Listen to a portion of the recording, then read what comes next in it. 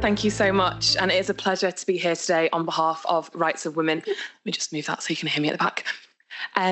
So Rights of Women, we are a frontline women's rights charity. We are dedicated to increasing women's access to justice and ending violence against women. My name is Laura, and I am from the employment team, which specialises in sexual harassment at work. We provide free, confidential legal advice to women experiencing sexual harassment through our telephone advice line. We provide, we use what we hear from this advice line to inform our policy work and campaign for legislative change as well. So alongside employment law, which is my team, we also have specialist teams in family law, criminal law, and asylum and immigration law as well. We launched our employment advice line back in 2019 following the rise of the Me Too movement, which I'm sure we've all heard of. And since then, we've supported thousands of women who have called us and who have experienced sexual harassment at work. Through this work, we have a unique insight into how sexual harassment occurs and how employers respond, how they conduct investigations, and how they make decisions about those reports. Before we continue, I do want to acknowledge that, of course, all genders and men can also experience sexual harassment too, but it does remain a profoundly gendered issue. And as a women's rights organisation, my focus today is on supporting women survivors. So the prevalence of sexual harassment in the workplace, we've already heard lots of statistics about it, but just to hammer it home, it remains widespread across UK workplaces. And this is despite years of awareness raising. Far too many women still tell us that sexual harassment is treated as banter and part of the job and something that they should tolerate just to keep the peace. The TUC's report, Still Just a Bit of Banter, found that 1 in 2 women had been sexually harassed at work. The prevalence of sexual harassment is often underestimated as many women don't report the harassment at all because they fear retaliation.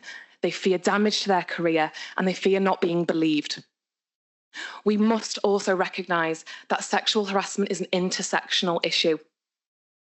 This means that women's experiences are not just shaped by their gender, but also lots of other factors, such as their socio-economic status, their age, and their race.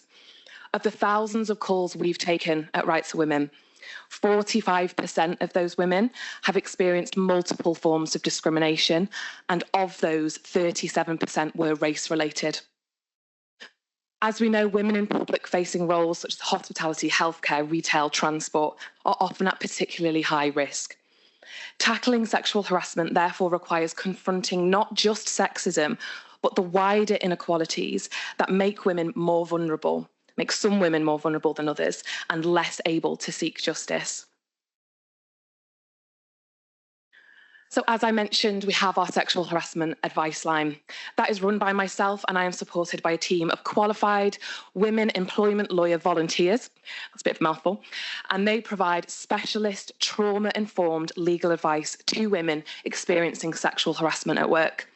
We advise them on their employment rights, internal processes, how to raise grievances, how to recognise if they've been discriminated against, and how to bring tribunal claims, and the minefield that is the legal process.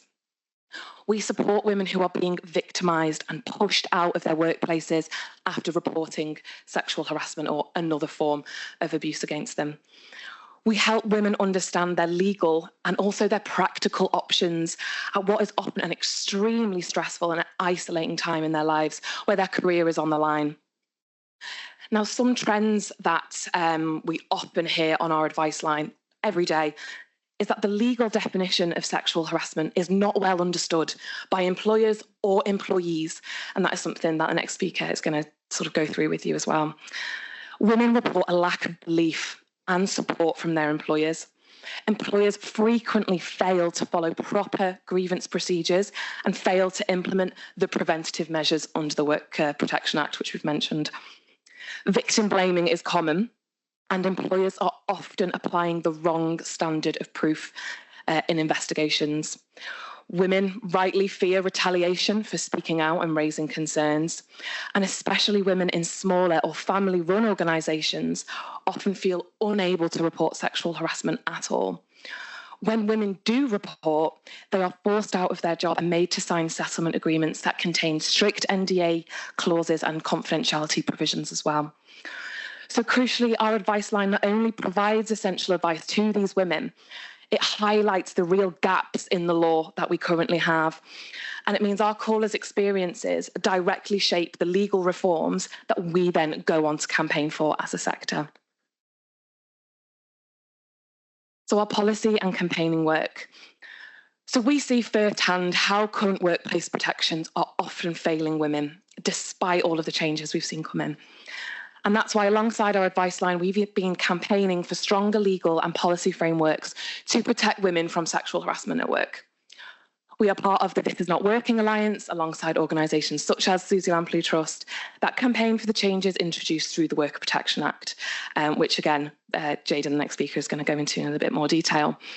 So while this did bring about the new legal duty that employers must take reasonable steps to prevent sexual harassment from happening in their workplace, we all know it doesn't go far enough, and the work continues. We have supported the Can't Buy My Silence campaign for many years, and we strongly welcome the government's announcement that NDAs are going to be banned in cases of workplace harassment and discrimination. For too long, NDAs have been used to protect perpetrators and employers' reputations by silencing women and other victims of workplace abuse and harassment. We continue to campaign alongside Susie Lamplugh and Baroness Smith and the End Not Defend campaign, calling for sexual harassment to fall under the remit of the Health and Safety Executive and recognising it for the first time as a workplace safety issue. At present, the HSE, the Health and Safety Executive, it already covers a number of workplace hazards, but crucially, it does not cover sexual harassment. And this leaves a significant gap in the oversight and enforcement where women's safety is at risk. Our position is clear on this. Women shouldn't have to wait until after they've been harmed to access justice. Prevention must be at the heart of the law. And that's why there's such a pressing need to continue to strengthen it. It doesn't go far enough. The current system relies too heavily on individual women coming forward, often at great personal and professional risk. It shouldn't be up to survivors to fix the problem. It should be up to employers and regulators to prevent it from happening in the first place. Like I said, our message is simple. Sexual harassment is not just a matter of HR or culture. It is a matter of safety. Until our laws, regulators and enforcement bodies treat it that way, women will continue to be unsafe at work. At Rights of Women, we will continue to fight for a system where prevention is the norm, accountability is real, and women can work safely and with dignity. I just want to end by saying, if you or a woman in your life need advice on sexual harassment at work or any of the other previous areas of law that I mentioned, please call our free advice lines. You will speak to an experienced female employment solicitor who can advise you on the specifics of your situation. The number and opening times are on screen now, or you can also find them on our website, rightsofwomen.org.uk. On our website, we also have lots of free downloadable resources for organisations, for unions, for businesses, for individuals, such as template grievances and our sexual harassment at work handbook, which sets out the law, your rights in a really easily digestible way. We also offer training to organisations and unions as well on how to be doing things properly and how they can create a safe culture in their workplaces. So please do get in touch if that is of any interest. Thank you so much for listening, and to the Susie Lamplugh team for having me. Thank you.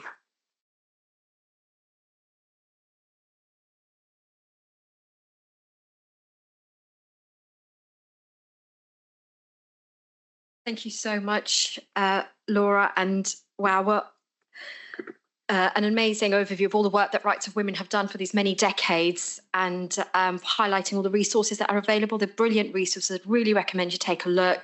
As Laura suggested, there's some really easily digestible information there for employees and individuals to access.